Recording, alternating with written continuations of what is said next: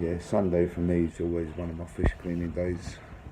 Um, I did used to try and split it, like half the tanks on one day and then half on the next, but it was just too much to keep on top of, so I find it easier just to do them all in the one hit.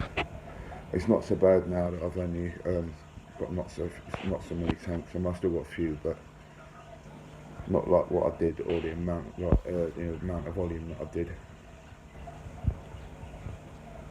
I've tried to keep things a bit more manageable.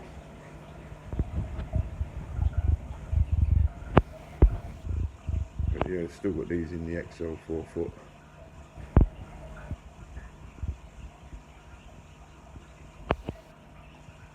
Yeah, that bit of wood's over 2 foot tall, or about 2 foot tall. The RTM's in here. Just look at this one fry.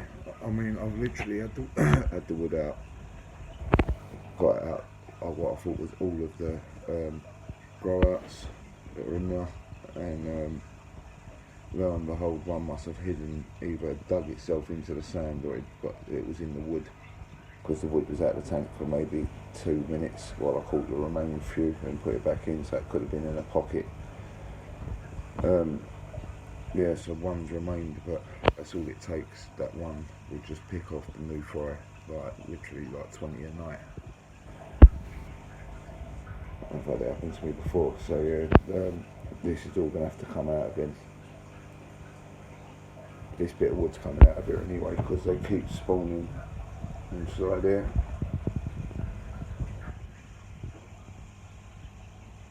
That's the female's favourite place at the minute, but I've literally just got through doing the water change in these probably 15 minutes ago. But oh yeah, I should have changed it out really. There's another bit that was in the beeline tank that I took out to give the beeline as much space as possible.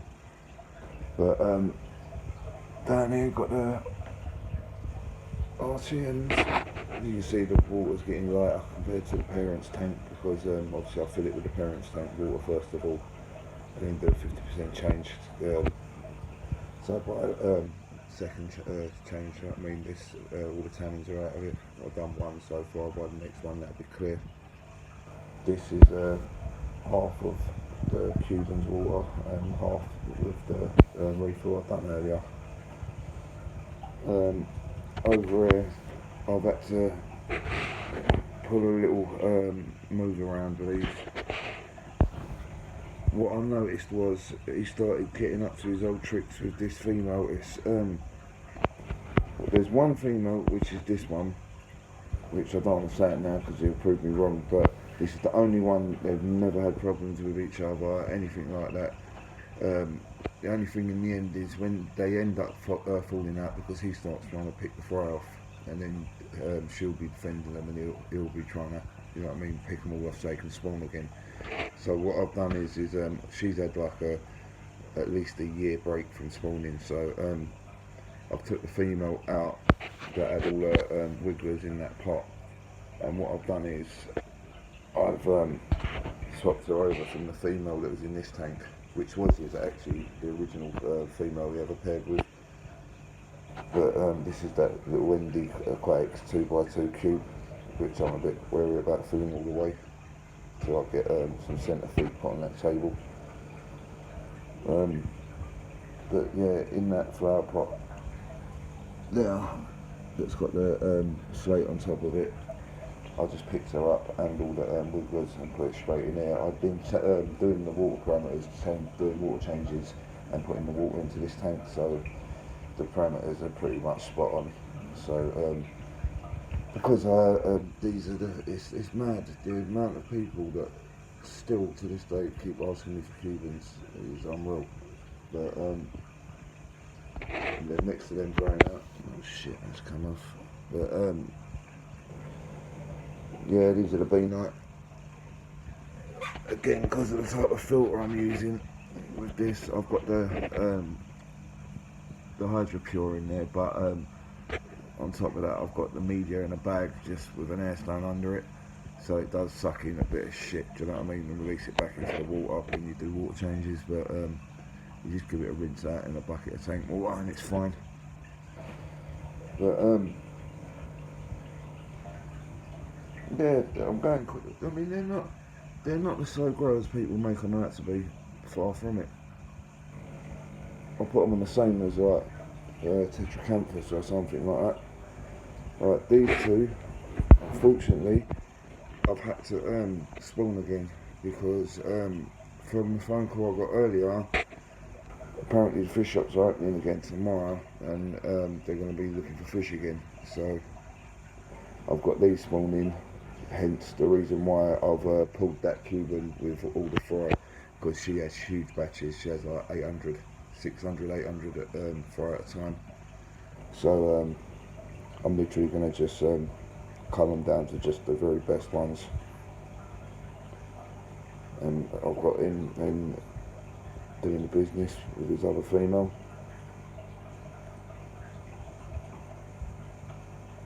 I've tried it with these, they won't even have it in like a 7-foot tank where you've got like a pot at each end with him going between the females. The females just hate each other.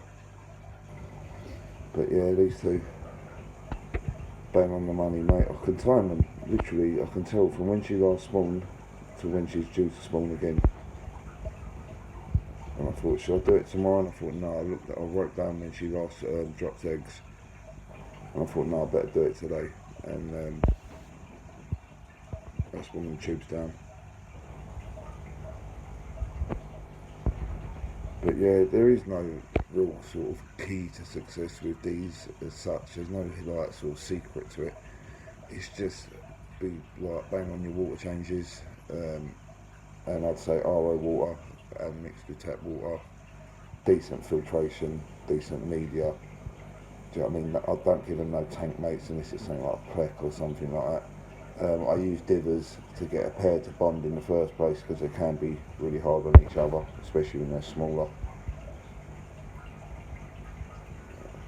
But yeah, other than to stop them from spawning, I've never had to use a divider. I mean, touch wood.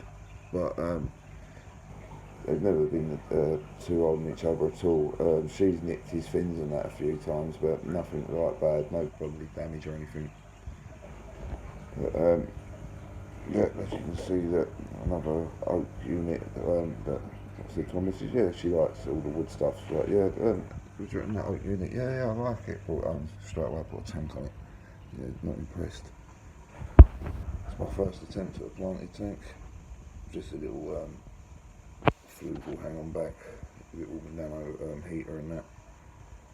Got some cherry red shrimp, Armano and whatever else there is that you can tell me because I haven't got a clue. They're Daniels of some sort. They're like little yellow sort of thing, yellow abdomen with like little spots on them. Oh, it's not focusing properly now, typical.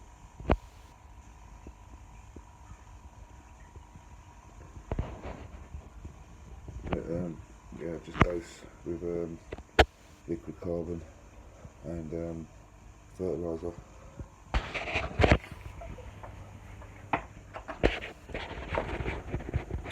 And then out. Excuse the decor, and I'll say this every time because it's not my sort of thing, is it? Anyone who follows my channel will know I prefer the more natural look. I mean, I know clay pots ain't, but they're more sort of functional.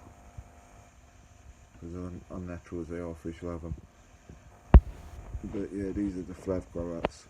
I can't really call them fry no more, some are like 3 inches. So,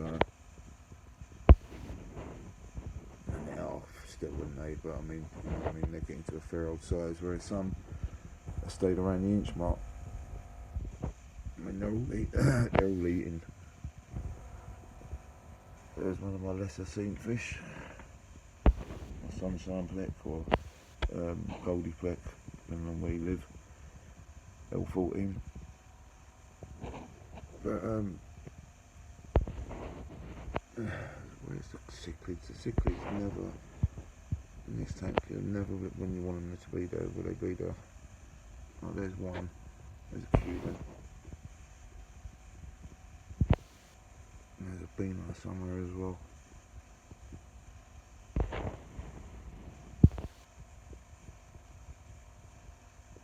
yeah, this is just a dumping tank for fish, just like holding on to fish for future needs, and also some like the floats and that I sell. Yeah, the yachties, they're breeding, but I've never bothered to pull the fry from them. Um, they're quite, I think, from what I know, they're quite readily available. So there's not really much point in me pursuing them. I don't think there's much of a demand for them.